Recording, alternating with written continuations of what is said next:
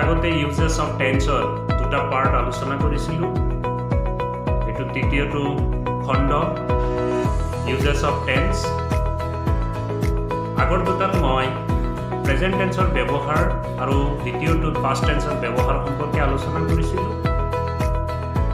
এইটো তৃতীয়টো ভিডিঅ'। ইয়াতে মই ফিউচাৰ টেন্সৰ ব্যৱহাৰ সম্পৰ্কে আলোচনা কৰিম। My dear student, this is my third video on uses of tense. In earlier two, I have discussed use of present tense and past tense. And present video, I am going to discuss use of future tense. Future tense or ব্যবহার সম্পর্কে উদাহৰণেৰে সৈতে আমি আলোচনা কৰিম। তোমালোকে মনোযোগ দিবা আৰু আশা কৰোঁ নিশ্চয় বুজিব। আমি ভিডিঅ'টো আৰম্ভ কৰোঁ। ফিউচাৰ টেন্সৰ ভাগ চাৰিটা আমি আগতে পাইছোঁ। ইয়াৰ গঠন সম্পৰ্কে আলোচনা কৰিছোঁ। প্ৰথমতে আমি ফিউচাৰ ইনডিফিনিট টেন্সৰ ব্যৱহাৰ সম্পৰ্কে আলোচনা কৰিম। ফিউচাৰ ইনডিফিনিট টেন্স আমি ক'ত ক'ত ব্যৱহাৰ কৰোঁ। The simple future tense is used to talk about things which we cannot control. It expresses the future as a fact.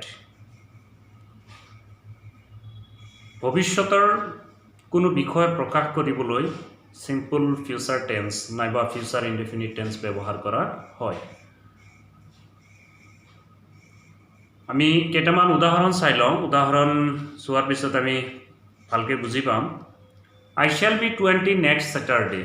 অহা ছেটাৰডে শনিবাৰে মোৰ 20 বছৰ পূৰ্ণ হ'ব। I shall be 20 সম্পূৰ্ণ হ'ব, 20 years সম্পূৰ্ণ হ'ব অহা ছেটাৰডে। তো এইটো এটা ফিউচাৰ ফেক্ট এক্সপ্ৰেছ কৰা হৈছে আৰু ইয়াক ফিউচাৰ ইনডিফিনিট টেন্স হিচাপে ব্যৱহাৰ কৰা হৈছে। Next, it will be Diwali in a week. এসপ্তাহৰ ভিতৰত দিৱালী আহিব। দেৱালী আহিলে আমি ফটকা আতচবাজি ফুটাওঁ, পোহৰৰ উৎসৱ। ইয়াত কোৱা হৈছে it will be Diwali in a week. এসপ্তাহৰ ভিতৰত দিৱালী হ'ব। এইটো এটা ফিউচাৰ ফেক্ট প্ৰকাশ কৰিছে। নেক্সট আহিলে we will know' your exam result in May. We will know' আমি জানিব পাৰিম ইউৰ এক্সাম ৰিজাল্ট, তোমাৰ ৰিজাল্টবোৰ ইন মে মাহত আমি ৰিজাল্ট সম্পৰ্কে জানিব পাৰিম। আমাৰ মে মাহ আহি আছে। এই যিকেইটা চেণ্টেন্স এক্সাম্পল হিচাপে লোৱা হৈছে, I shall be 20 next Saturday, it will be Diwali in a week, we will know' your exam result in May. All these sentences are expresses the future fact. Future কিছুমান ফেক্ট প্ৰকাশ কৰা হৈছে। তো simple future নাইবা future indefinite tense হিচাপে ব্যৱহাৰ কৰা হয়। মনত ৰাখিবা, the simple future tense is used to talk about things which we cannot control. It expresses the future as a fact. ভৱিষ্যতৰ এটা ফেক্ট যেতিয়া প্ৰকাশ কৰা হয়, ভৱিষ্যতৰ কথা এটা প্ৰকাশ কৰা হয়, তো সিম্পল ফিউচাৰ টেন্স হিচাপে ব্যৱহাৰ হয়।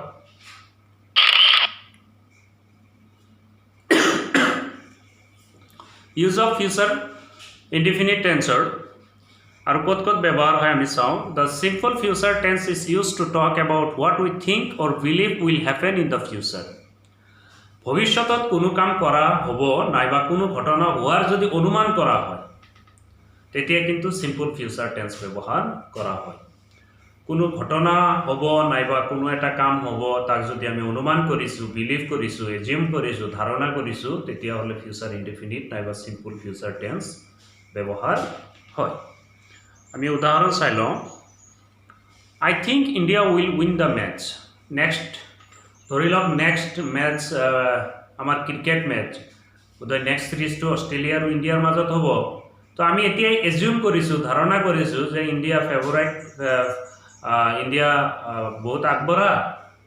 তো অহা ক্ৰিকেটৰ যিটো ছিৰিজ হ'ব, ছিৰিজত ইণ্ডিয়াই জিকিব এইটো এটা অনুমান কৰা হৈছে ধাৰণা কৰা হৈছে সো এইটো ফিউচাৰ ইনডিফিনিট টেন্স হিচাপে ব্যৱহাৰ কৰা হ'ব নেক্সট আমি চাওঁ I am sure Ronnie will get first class Ronnie is a good student of our class আৰু সবেই ধাৰণা কৰিছে তেনেকৈ ময়ো কৈছোঁ যে ৰনি ফাৰ্ষ্ট ক্লাছ পাব বা প্ৰথম বিভাগত উত্তীৰ্ণ হ'ব তো এই দুটা সেন্টেন্স আমি এক্সাম্পল হিসাবে লৈছো ফিউচাৰৰ ধাৰণা নাইবা অনুমান কৰা হৈছে যে এনেকুৱা এটা হ'ব পাৰে বিলিভ কৰা হৈছে সো এইখিনি এই এনেকুৱা ধৰণৰ সেন্টেন্স বিলাকক আমি ফিউচাৰ ইনডিফিনিট টেন্সৰ ভিতৰত ধৰা হয় নেক্সট আহিলে the simple future tense is used when we decide to do something at the time of speaking কোৱাৰ সময়ত যদি কোনো সিদ্ধান্ত লোৱা হয় ডিসাইড কৰা হয় আমি এতিয়া কথা এটা কৈ আছো আৰু লগে লগে সিদ্ধান্ত কৰি আছো তেতিয়া হলে কিন্তু সিদ্ধান্তটো যেটো সিদ্ধান্ত কৰিম যেটো ডিসিশন লম সেই ডিসিশনটো ফিউচাৰ বা সিম্পল ফিউচাৰ নাইবা ফিউচাৰ ইনডিফিনিট টেন্স হিচাপে ব্যৱহাৰ হ'ব it is raining I will tech N umbrella এতিয়া বৰষুণ দি আছে মই বাহিৰত যাবলৈ হলে তেতিয়া হলে মই এটা আমব্ৰেলা ল'ব লাগিব this is my decision if I go outside in the rain I should take an umbrella মই যদি এতিয়া মই বাহিৰত যাব বিচাৰো তেতিয়া হলে এটা আমব্ৰেলা মোৰ লগত ল'ব লাগিব I will take an umbrella মই এটা আমব্ৰেলা লম এটো মোৰ সিদ্ধান্ত এতিয়া বৰষুণ দি আছে মই আমব্ৰেলা লোৱাটো মোৰ কাৰণে সিদ্ধান্ত কৰা হৈছে নেক্সট আমি एग्जांपल আৰু চাই লওক এটামান mister Sinha is very busy at the moment এই মুহূৰ্তত মিস্টাৰ সিনহা খুব ব্যস্ত হৈ আছে all right I will wait কোনোবাই হয়তো মিস্টাৰ সিনহাক লক কৰিবলৈ আহিছে সেই সময়ত মিস্টাৰ সিনহা খুব ব্যস্ত হৈ আছে এই মানুহজনে কৈছে ঠিক আছে মিস্টাৰ সিনহা এই মুহূৰ্তত খুব ব্যস্ত হ'ব পাৰে I will wait মই অলপ অপেক্ষা কৰো এটো সিদ্ধান্ত তেওঁৰ সিদ্ধান্ত তেওঁ ওয়েট কৰিবনে নাই তেওঁ লক কৰিবলৈ তেওঁ ধৈৰ্য ধৰিবনে নাই এটো তেওঁৰ সিদ্ধান্ত তো কথা কোৱাৰ মুহূৰ্তত যদি কোনোবা সিদ্ধান্ত লোৱা হয় তেতিয়া হলে সিদ্ধান্তটো কিন্তু ফিউচাৰ ইনডিফিনিট টেন্সত ব্যৱহাৰ কৰা হয়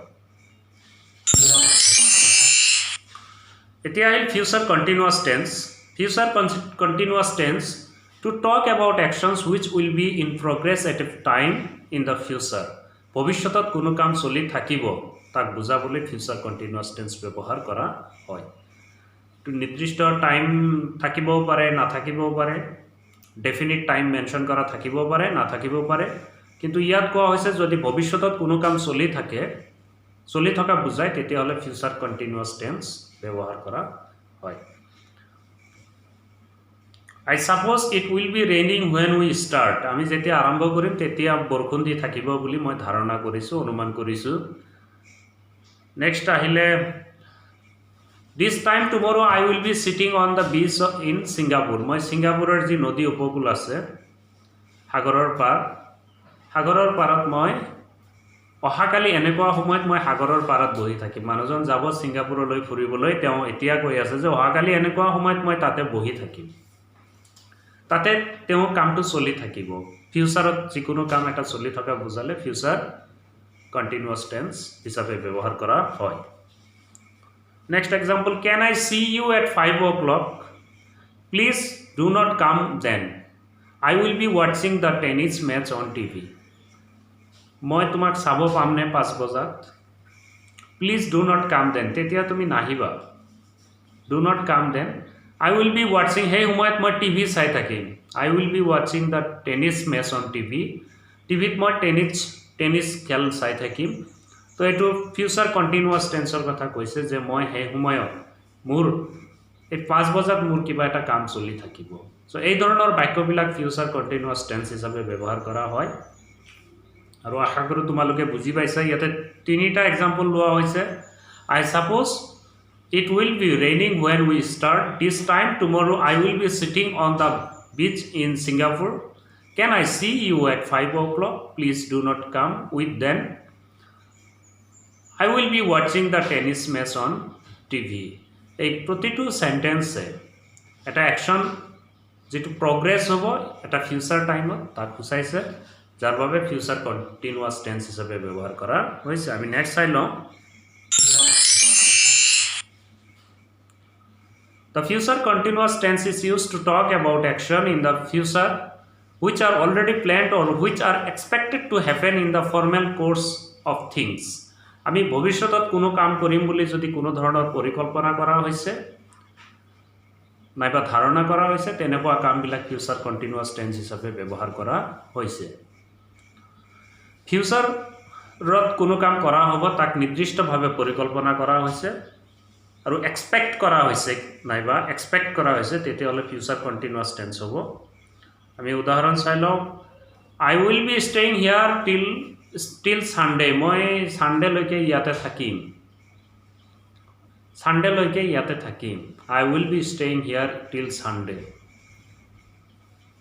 এইটো ভৱিষ্যতলৈ প্ল্যান কৰা হৈছে মই থাকি ইয়াতে থাকিম তো next he will be meeting আছ নেক্সট উইক অহা সপ্তাহত তেওঁলোকে আমাৰ লগত মিটিং কৰি থাকিব লগ কৰি থাকিব the postmen will be coming soon আহি আছে আহি থাকিব খুব কম সময়ৰ ভিতৰত আহি থাকিব পোষ্টমেনজন তো এনেকুৱা ধৰণৰ সেন্টেন্সবিলাক আমি বুজিয়ে পাইছোঁ যে ফিউচাৰত এটা কামৰ পৰিকল্পনা কৰি চলি থকা হৈছে প্ৰগ্ৰেছ হ'ব বুলি এটা পৰিকল্পনা কৰা হৈছে ফিউচাৰত যিকোনো কাম এটা ফিউচাৰ কন্টিনিউয়াস টেন্স হিচাপে ব্যৱহাৰ কৰা হয় নেক্সট আহিলে future perfect tense. The future perfect tense is used to talk about actions that will be completed by a certain future time. ভবিষ্যতৰ নিৰ্দিষ্ট সময়ত যদি কোনো এটা কাম কৰা হ'ব নিৰ্দিষ্ট সময়ত আৰম্ভ কৰি তেতিয়াই শেষ কৰা হ'ব ভবিষ্যতৰ তেতিয়াহ'লে ফিউচাৰ পাৰফেক্ট টেন্স হ'ব আসলতে ইংৰাজী ব্যাকৰণত future perfect tense and future perfect continuous টেন্সৰ ব্যৱহাৰ খুব কম হয় ফিউচাৰ পাৰফেক্ট টেন্সৰ মানে কিছু পৰিমাণে হয় কিন্তু ফিউচাৰ পাৰফেক্ট কন্টিনিউয়াস টেন্সৰ ব্যৱহাৰ প্ৰায়ে নহয় যি নহওক আমি গঠন আৰু ইয়াৰ ব্যৱহাৰ সম্পৰ্কে জানি থকাটো খুবেই দৰকাৰ ফিউচাৰ পাৰফেক্ট টেন্স ভৱিষ্যতৰ নিৰ্দিষ্ট সময়ত যদি কোনো কাম কৰা হ'ব আৰু নিৰ্দিষ্ট সময়ত আৰম্ভ কৰি কামটো শেষ কৰা হ'ব তেতিয়াহ'লে ফিউচাৰ পাৰফেক্ট টেন্স ব্যৱহাৰ হয় for example I shall have written my exercise by then. মই তেতিয়া মোৰ এক্সাৰসাইজখিনি কৰিম মোৰ লিখিম অনুশীলনী যিখিনি আছে যিখিনি কাম আছে ৱৰ্ক আছে সেইখিনি পঢ়াৰ কাম মই কৰিম লিখাৰ কামখিনি মই কৰিম I shall have written my exercise by then মই তেতিয়া লিখিম তো এইটো ভৱিষ্যততে কৰিব আৰু নিৰ্দিষ্ট সময়ত কৰিব হয়তো সেন্টেন্সটো ইনকমপ্লিট আৰু কিবা আছে শেষৰ ফালে নিৰ্দিষ্ট সময়তে কৰিব